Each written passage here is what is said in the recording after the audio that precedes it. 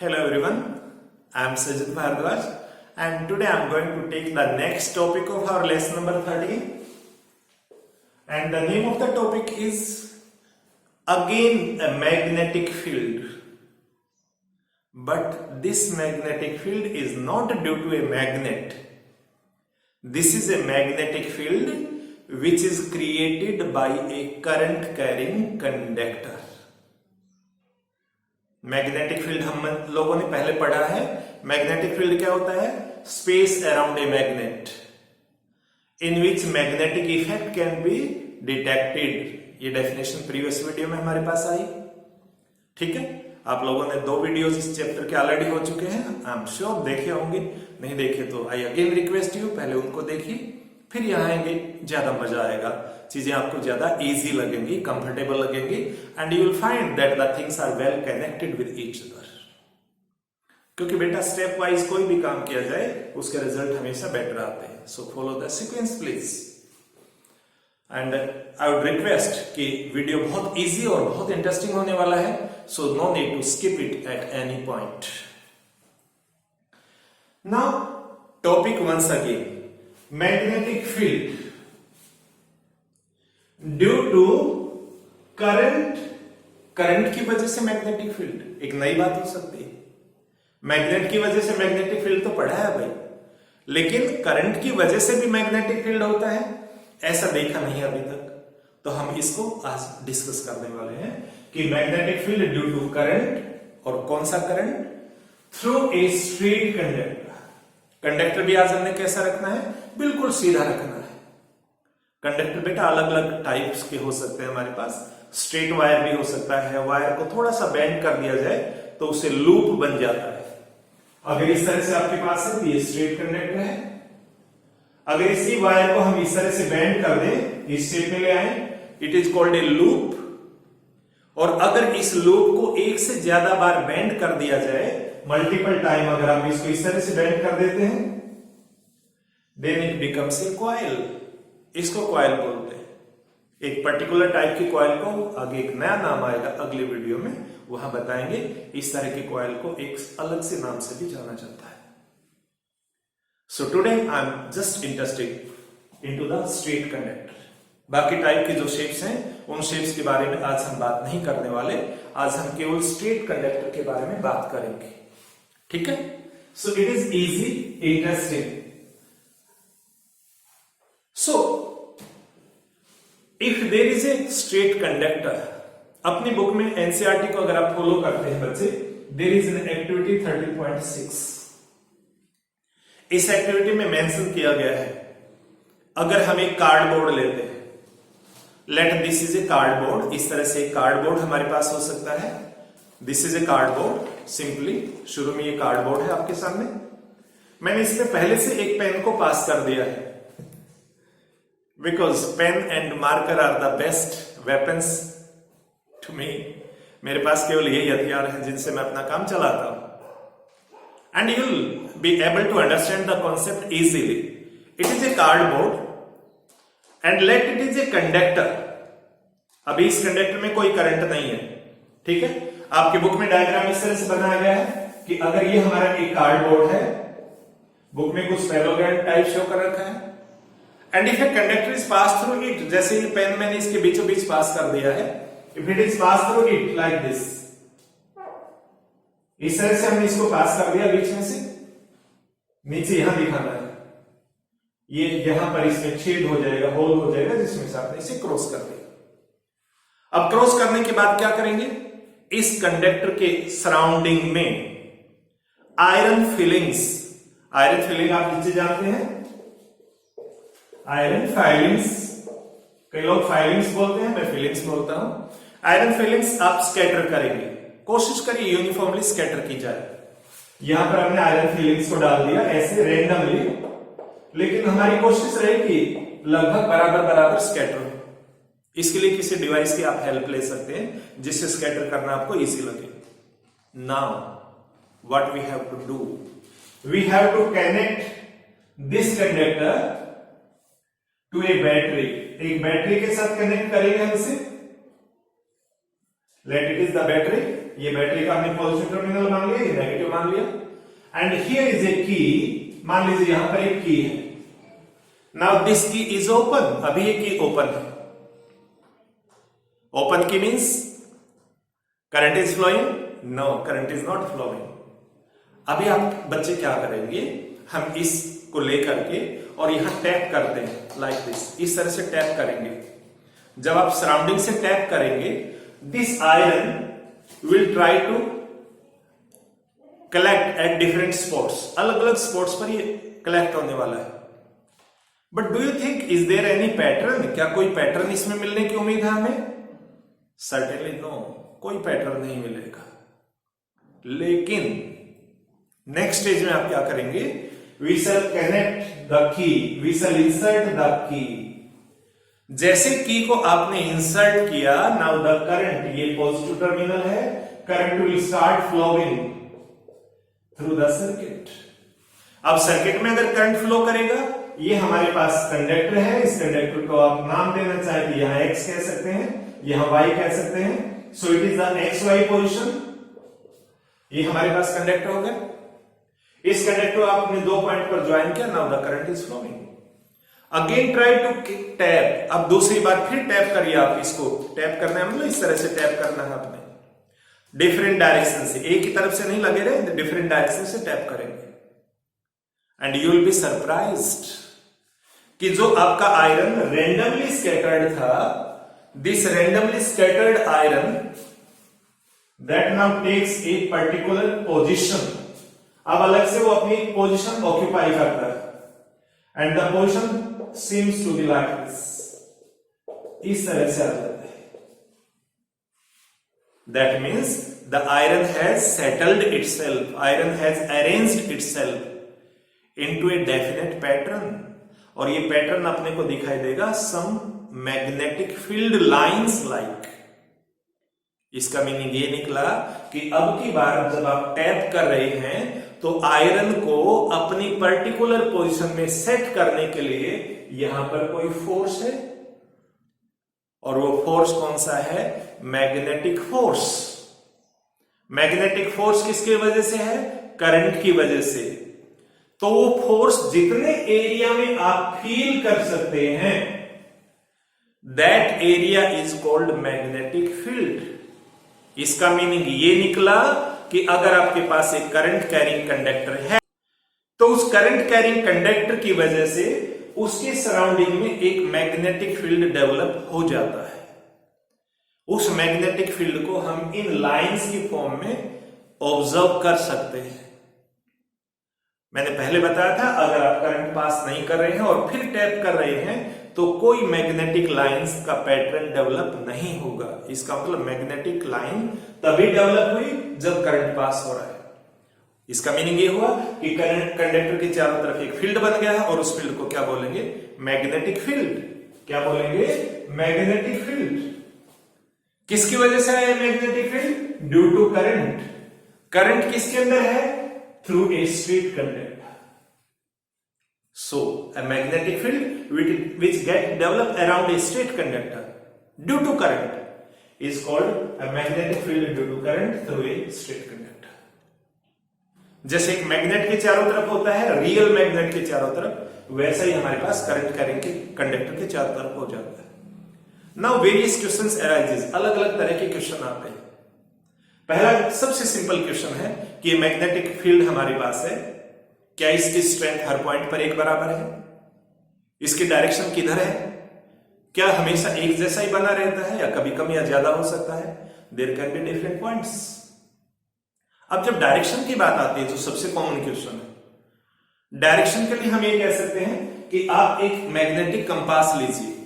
Magnetic compass आप बच्चों को मैंने लास्ट वीडियो में भी बहुत अच्छे से दिखाया था। This is the magnetic compass.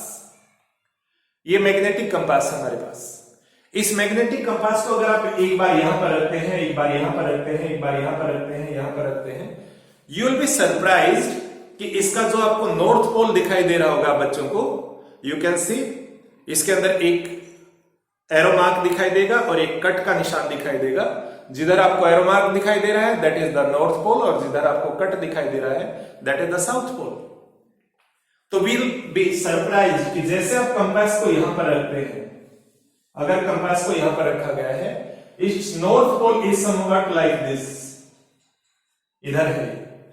जब आप इस कंपास को इस पोजीशन में, इसके आसपास यहां पर रखते हैं, north pole is like this. जब आप कंपास को इस जोन में रखते हैं, north pole is like this. और जब इस कंपास को आप यहां पर रखते हैं, north pole is like this. That means the pole is continuously changing its direction. और बेटा मैग्नेटिक फील्ड की डायरेक्शन के लिए बड़ा सिंपल फंडा है कि मैग्नेटिक फील्ड की डायरेक्शन जिधर भी हमारा मैग्नेटिक कंपास का नॉर्थ पोल होता है, the same is the direction. इसको हम इस तरह से भी कह सकते हैं कि अगर यहां पर मैग्नेटिक लाइन ड्रॉ करते हैं, उस मैग्नेटिक लाइन पर अगर मैग्नेटिक लाइन हमारे पास इस तरह से जा रही है, तो यहां जो भी टेंजेंट होता है, the tangent at the, you can say, side of the magnetic field line will show the direction of magnetic field. अब बच्चों को बताया था, अगर ये मैग्नेट है हमारे पास, नॉर्मली ये नॉर्थ पोल है, ये साउथ पोल है, तो ध्यान करिए यहां बताया गया था आपको, this is the magnetic field line, north to south. तो जब इस मैग्नेट की वजह से डायरेक्शन आई थी, तो यहां पर भी तो बात तो मैग्नेटिक फील्ड की है। अगर ये भी मैग्नेटिक फील्ड है तो इसकी भी डायरेक्शन होगी, because we know magnetic field is a vector quantity.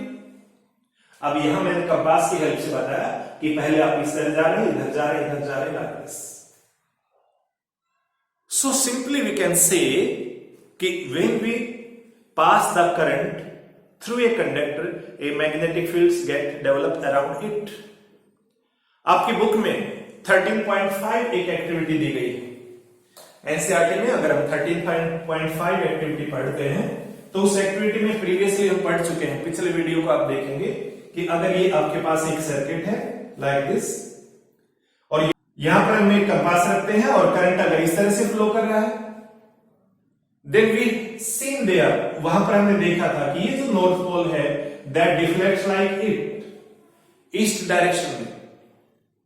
और दूसरी बार जब हमने करंट की डायरेक्शन चेंज की थी, करंट जैसे अब की बार हमारे पास आ रहा था दिस साइड, करंट की डायरेक्शन अगर आप इस तरह कर देते हैं, तो याद करिए आपका जो नॉर्थ पोल था वो डिफ्लेक्ट हो गया था टुवर्ड्स द वेस्ट साइड। इसका मतलब यह हुआ कि करंट की डायरेक्शन का बहुत इंपॉर्टेंट रोल है। करंट की डायरेक्शन चेंज होते ही मैग्नेटिक फील्ड की डायरेक्शन भी क्या हो जाती है, चेंज हो जाती है, राइट। तो ये बात आप बच्चों को याद रखनी है। अब हम एक रूल स्टडी कर रहे हैं कि इस फील्ड की डायरेक्शन को लर्न करने के लिए, अंडरस्टैंड करने के लिए, अगर ये सारा सेटअप अपने पास नहीं है, तो भी हम मैग्नेटिक फील्ड की डायरेक्शन को कैसे समझ सकते हैं।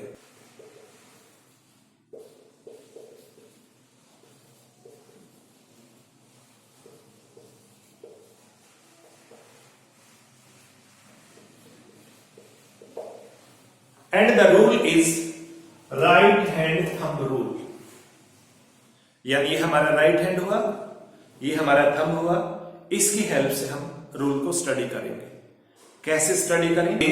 If we consider, let it is the conductor, this pointer, ये जो हमारे पेन का पॉइंटर है, मान लीजिए करंट की डायरेक्शन को शो करता है कि इसमें करंट नीचे से एंटर हो रहा है और ऊपर की तरफ निकल रहा है। If it is like this is the direction of the current. हालांकि आपके बुक में भी एक फिगर बनाई गई है 13.7, लेकिन 13.7 फिगर में एरो मार्क नीचे की तरफ है ऐसे, और मैग्नेटिक फील्ड लाइन यो शो कर रखी लाइक दिस, थंब भी नीचे ही है। मुझे नीचे थंब करना थोड़ा अच्छा नहीं लगता, थंब ऊपर ही होना चाहिए। आप समझते हैं थंब ऊपर का मतलब क्या होता है, ठीक है। थंब डाउन का मतलब क्या होता है, मैं थंब डाउन नहीं करना चाहता, it should be up. So if it is the conductor and the thumb is like this is showing the direction of current also, कि करंट की डायरेक्शन ये है। तो राइट हैंड थंब रूल हमें बड़ा सिंपल, बहुत क्लियरली ये बताता है कि अगर ये कंडक्टर है, ये करंट की डायरेक्शन है, तो ये जो फिंगर जिधर हमारी बेंड होती हैं, it is called the curl. तो फिंगर का जो ये जो कर्ल होगा, जैसे हमारी फिंगर यूं बेंड होंगी, या इसको अगर यूं रख दिया जाए ऐसे, तो magnetic field lines will be like this. This will be the direction of the magnetic field. दोबारा समझिए, इमेजिन करिए, if we are holding, book में लिखा गया यू आर होल्डिंग, आप लिखो तो लिखना we are holding. If we are holding a current carrying conductor in our right hand such that thumb indicate the direction of flow of current, then the curl of the finger, यानी direction of the curl, कि ये curl किधर घूम रहा है, direction of the curl of the finger will show और will give the direction of the magnetic field. My point is clear? तो ये बात आप बच्चों ने ध्यान करनी है। It is so easy. Imagine that we are holding a current carrying conductor in our right hand such that the thumb points in the direction of current. Then our curl of the finger will indicate the direction of the magnetic field. Simple, बहुत छोटा सा है। अब कई बार ये question पूछ लिया जाता है कि हमारे पास ये जो डायरेक्शन होती है ये तो समझ में आ गई, लेकिन मैग्नेटिक फील्ड क्या हमेशा बराबर बना रहता है या कोई फैक्टर्स है? तो इसके लिए दो फैक्टर्स, केवल दो factors.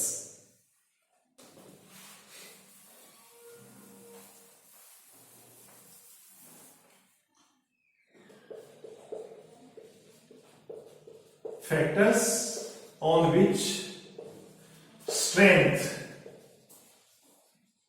Of magnetic field depend.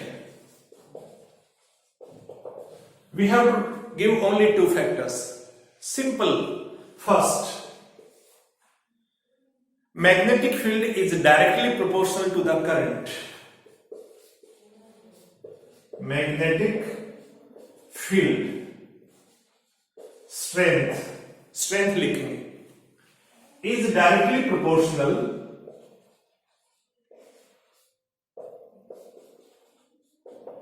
To current. कौन सा करंट बेटा? Flowing through the conductor. अब मैग्नेटिक फील्ड की स्ट्रेंथ को शो करने के लिए हमने बी यूज किया है, ठीक है? That is directly proportional to I. It is rule number 1। Second rule, यानी इसका मीनिंग ये हुआ कि जितना करंट आप इंक्रीज करेंगे मैग्नेटिक फील्ड उतना ही स्ट्रांग हो जाएगा। आगे चल करके मैं आपको इलेक्ट्रोमैग्नेट्स के बारे में बात करूंगा, हालांकि वो टॉपिक अब डिलीट कर दिया 20 साल के लिए।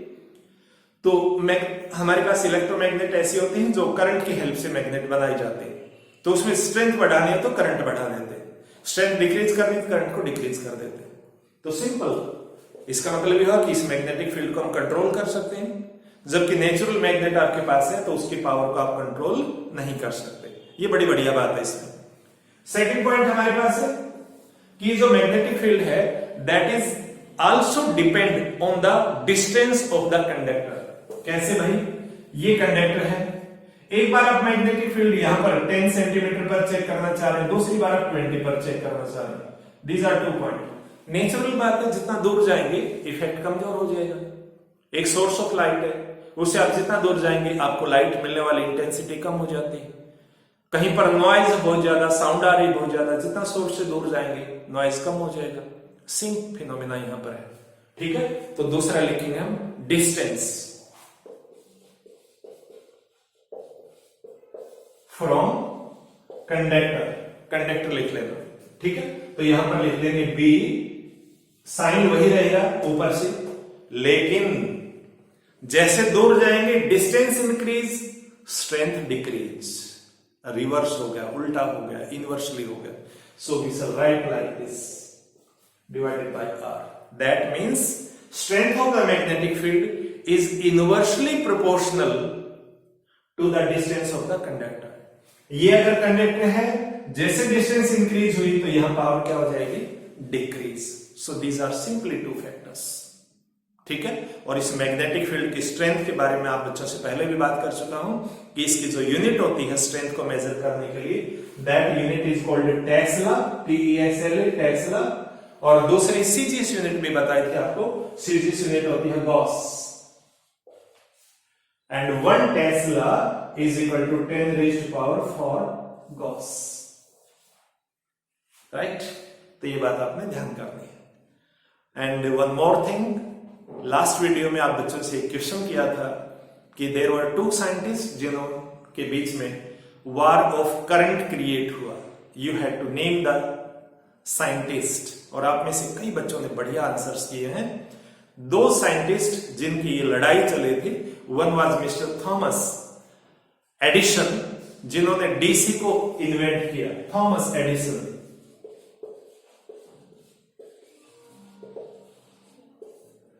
He invented DC. And second is Mr. Nikola Tesla, जिनके बारे में हम पहले भी बात कर चुके हैं पिछले वीडियो में, Nikola Tesla. And he invented AC, alternating current, DC for direct current. Because AC is more useful, AC can be easily transferred from one place to another place, and AC is less dangerous as compared to DC. सो इस लड़ाई में AC की या mister Nikola Tesla की जीत हुई। Mister Edison को step down करना पड़ा, ठीक है, पीछे मुड़ना पड़ा। आज का क्वेश्चन आपके पास ये है कि मिस्टर एडिसन ने भले ही इस चीज में एक विन नहीं मिली, लेकिन मिस्टर एडिसन ने एक बहुत इंपॉर्टेंट इन्वेंशन इस दुनिया को दिया। You have to tell me the name of that invention, ठीक है। That's all about today's video. I hope ये आपको समझ में आ गया होगा. It was very small and interesting topic, and it is a very very important topic regarding the examination point of view. ठीक है? So wait for the next video. Till then, stay safe, stay healthy. Thank you.